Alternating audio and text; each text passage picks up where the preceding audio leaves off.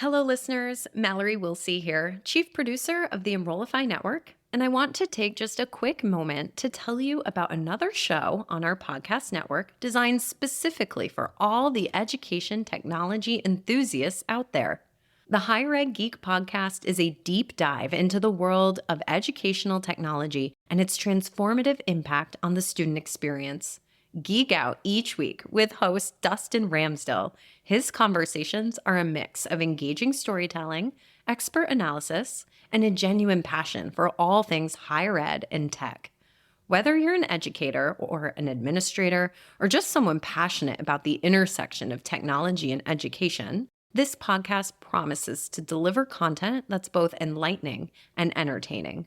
You can subscribe to the show by visiting podcast.enrollify.org or by searching the Higher Ed Geek wherever you get your podcasts.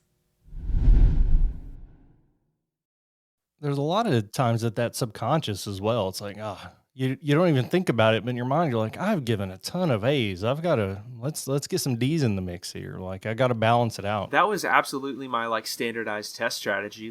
I haven't selected answer C in a while. Probably better try that.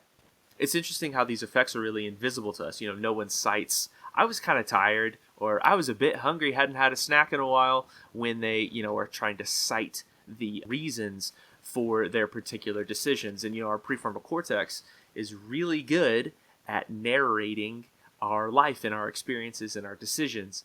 And it tends to be pretty blind to the effect that the body system has on our brain and our decision making. Welcome to the EduData Podcast, a podcast that serves as your weekly guide to the data driving higher education. We are your hosts. I'm Jamie Boggs. And I'm Timothy Davis. Join us every Friday for weekly breakdowns of the most important data, trends, and topics in higher education.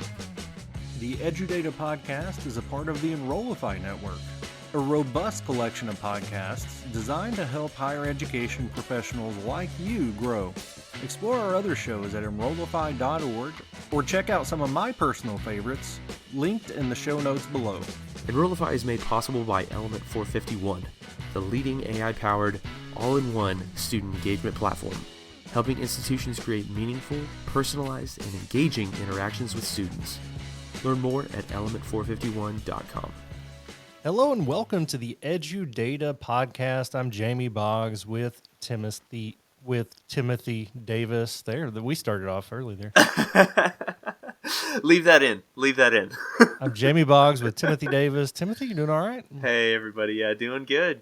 Glad to be back for another episode. I'm excited about this one. This one's a cool concept that is found in higher ed, but also has a lot of other use cases around the world. So this is going to be a fun one. Yeah, it's interesting. Of course, I stumble upon these things and read them all the time. But before we had this podcast, I would just read it and forget about it. And I would never talk to anybody about it. So now we have a reason to intentionally prepare and chat. So that makes it a lot more fun. In a way that this podcast is just a shared audio journal. Very much, very much. If you weren't here, this would still happen. So yeah. Thanks for listening anyway. But yeah, today's topic, stumbled upon another study at the University of Michigan. Our past couple concepts have come from, and this was a study of over 30 million grading records that took place at Michigan via Canvas. And what they found was that individuals with last names lower in alphabetical order got worse grades. That's very much generalizing it, but that's essentially what it is. If you grade in alphabetical order, by the time you get to the end, due to decision fatigue is what we're going to call it. It's a general accepted term in research. You start to give poorer grades. So you're being penalized for having a late last. There's nothing you can do about that, Timothy. Right. And, it's really interesting. Basically, they got all these grades together, looked at sort of the final grade of the class, right, measuring that against the assignments, and then they grouped by 5-letter sets of last names, so A through E, etc. And the charts in this study, it is a perfectly diagonal line down, so really interesting that they went for this concept, and really interesting what they found. Yeah, it really is a pretty steadily negative linear slope pretty much. And it came back and said that if your last name starts with A, B, or C, over the course of time, your record will be zero point 0.6 points higher than those with W, X, Y, and Z. So A, B, and C were zero point 0.3 higher than kind of the middle, kind of the average, and then W, X, Y, and Z were 0.3 lower than that. So from the top to the bottom, almost an entire point. Now you may say, that doesn't matter, but I'm telling you, if you're one of those students who you're a half a point away from a B or an A or whatever it may be, or a D, and you end up failing it, like that's a huge finding, I think. It's a Yeah, huge deal. for real, for real. And, I mean, it wasn't just that they received lower grades. They also received more negative comments from their reviewers. So the people that were doing the grading also just were less gentle, Yeah. were less kind, is maybe a way we could say it. Probably not like outright mean, but definitely not like softening their critique, if that sort of makes sense, if there was critique to be made. So they also found a And correlation there. anecdotally, I very much get it. You're tired. You've been looking at this for so long. You're kind of out of your nice words. You're out of time to fluff things. You're like, I just want to get done. So, what other causes are there for this, though? I mean, aside from just getting tired of looking at the same test over and over again, what are some causes of decision fatigue? Well, first, let's mention that the reason that it was alphabetical is because that was the default sorting option in Canvas. Right. So when Canvas presented the grades, it would sort them by last name in descending order, right, starting with A and moving down. To confirm their findings effectively, they also had some in their sample that sorted inverse Right. and that sorted in random order, and the inverse order produced the exact opposite results. So the students with last names in the X to Z range had an above average score at the end, and those in the ABC range had a below average score. So basically the inverse of their findings, which really gives validity to the sorting order and to the concept of grading fatigue or decision fatigue. Yeah, thanks for pointing that out. I very much kind of glazed over the obvious issue there. It's because you're going in alphabetical order. It's not because your last name is whatever, but it's because you're last in the cycle. It's sequential grading biases is how it's referred to in this study. So it's because you're at the end of your grading time and you're a different individual there than you were in the beginning. And we see it all over the place. You look at officiating in sports. The calls in the fourth quarter of an NBA Finals game are different than the calls in the first. Now, there may be some money involved there. I'm not ready to speak entirely to that. This isn't a betting show yet. We see it in the medical world where doctors, by the end of the day, are less kind to patients, but also have been proven to miss more diagnoses toward the end of the day, right? And Right. you found one about in the courthouse. Judge rulings toward the end of the day are less lenient than they were in the morning or right before lunch, which is also important for me. Right. So yes, there is a lot of examples of decision fatigue found around various disciplines in various places. Yeah, you mentioned with doctors, diagnoses, also with hygiene. Hygiene practices in physicians' offices tend to deteriorate throughout the day. There was a study that looked at that. I tried to ignore that one. That made me the most uncomfortable. I will now be scheduling Yeah. all of my doctor's appointments at 8 a.m. promptly. Yeah, there was one with parole judges and their parole rulings. They were more likely to grant parole earlier in the day and less likely to grant parole later in the day, stuff like that. So again, related to fatigue, related to just general tiredness of doing your sort of knowledge work, your skill work throughout the day. Hunger also a component there. But there's also some other effects that could be taking place as we look at grading specifically. One of those could be the anchoring bias, where we have a tendency to rely too heavily on the first piece of information we encounter and judge subsequent pieces of information against that. That takes me back to a method that I used when trying out for high school honor band. Okay. Yeah, Let's have it. maybe anybody. Yeah, right. Yes, everyone's excited to hear about high school honor band, but I basically had the same strategy: be one of the first to audition, and you'll likely get a higher ranking. And that tended to be true for me and for the other people that I talked to that about and that were able to do it. So that anchoring bias, as a sort of new stimuli is encountered and subsequent stimuli will be encountered, the first stimuli or the initial stimuli have a anchoring effect in our perception of everything that follows. That's an excellent point. And I also, just when you bring up the anchoring effect, you look at, I mentioned basketball officials, umpires, there's a bias against making kind of a terminal decision. So if the batter has three balls and one strike, you're less likely to call a ball because that ends the at bat. So if the pitch comes in and it's close, you're more likely to call that a strike in order to let the players let it play out, or less likely to call a strike three when you can call another ball and let the at bat continue. So again, all kinds of biases. We talked about this in the last couple weeks in some other of our episodes, but this exists. But there are also other layers, and it's interacting with other problems too. Fortunately, like you said, this study was really well done, so we're able to tease this out as definitely an issue. But you have to take in consideration it's compounded in some instances. Right, right. And that's, I think, one of the strengths of this study is a huge sample size going back, I think Yep. 10 years of learning management system data. Canvas, if you're not familiar, is a learning management system that's really common amongst in higher ed.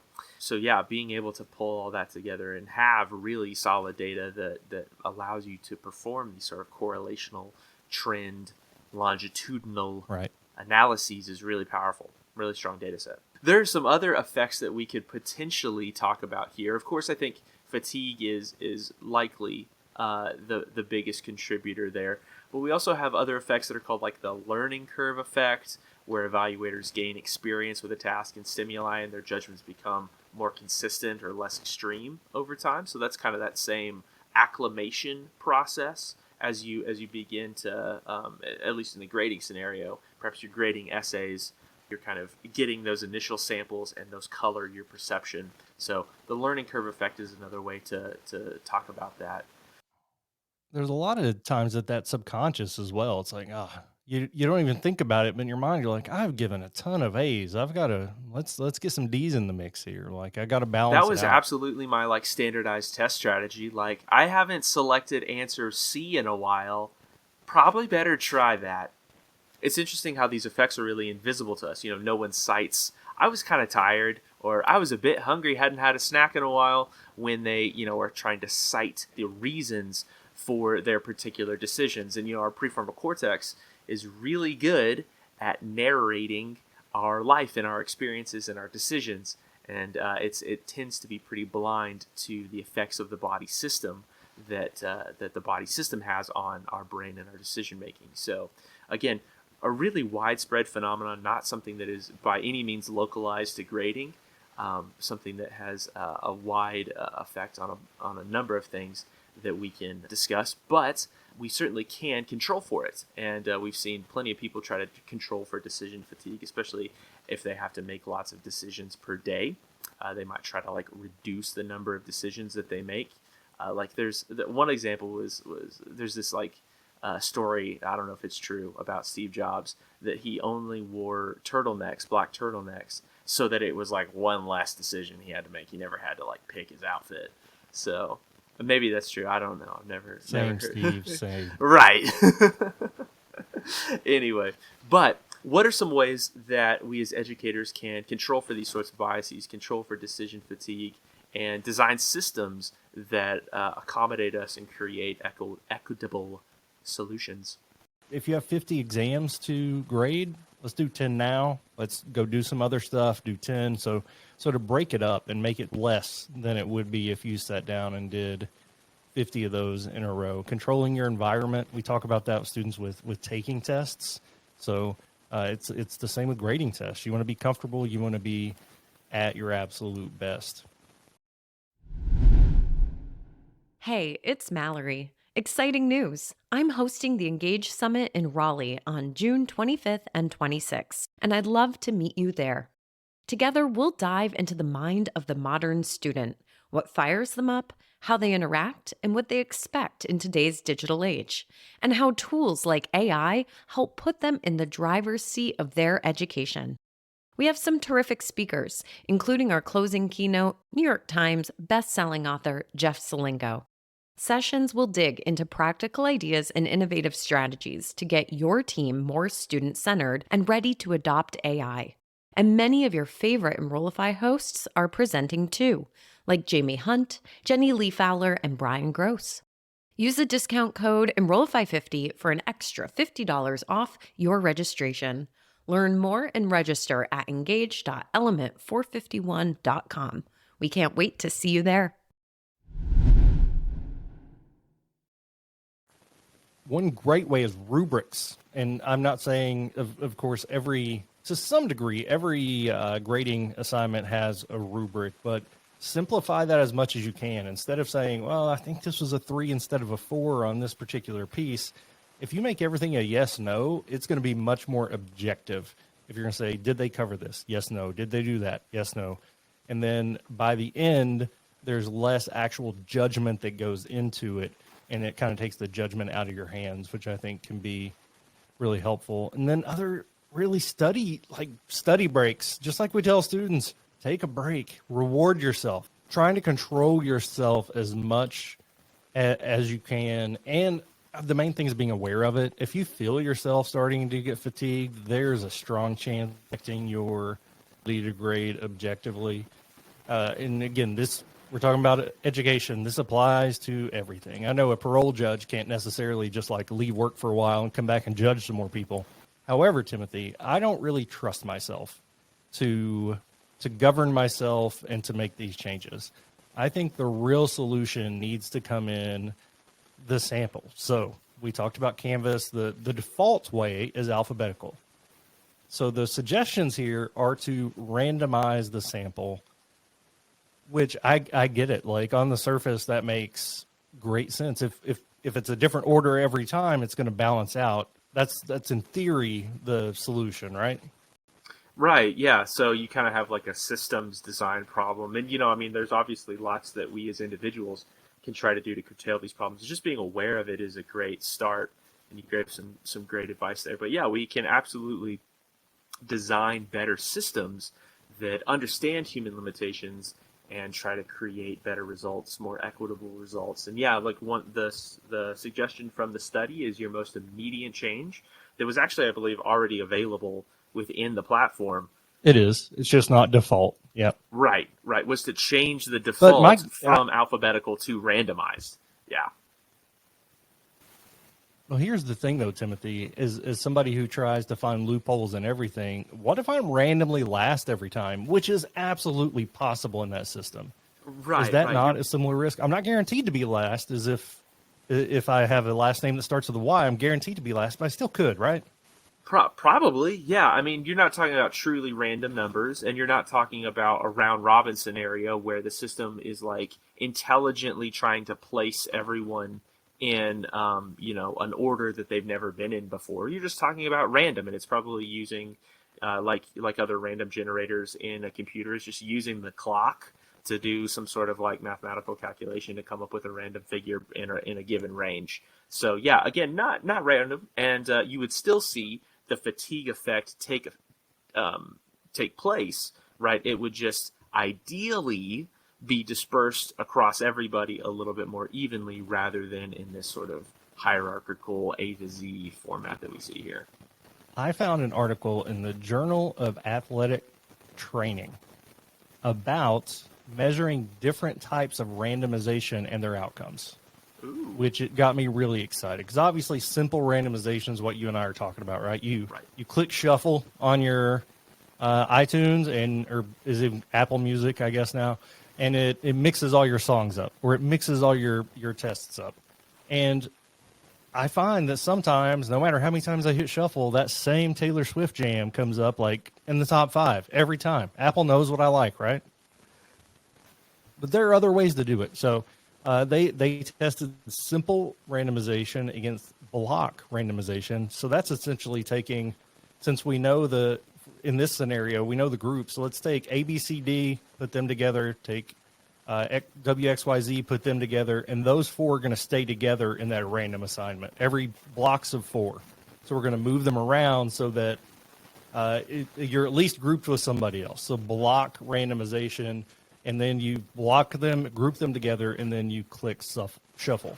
Then there is We got it. stratified randomization, addresses the need to control the covariates. So let's say you're looking for people that are last in alphabetical order. Then you can put that into the randomization formula to make sure that you're not ending up in that same place every time. So you're actually programming some variables into your randomization to make sure that it does mix up a little better. And then the final approach they took was called covariate adaptive randomization. So that's, yes, you take the variables that exist, but you also measure where people have been in the sample before.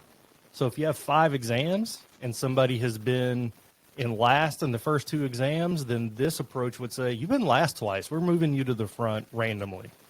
So they're not as random maybe, but it's a mix of randomness and equitability.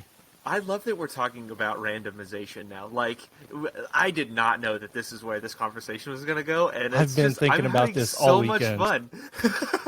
Yeah, no, you're exactly right. Like, randomization is random and equitable over a long enough time scale, right? So, conceivably, over a million instances, a group of 1,000 would each be first the same number of times, and that's probably Right. not even a long enough time scale.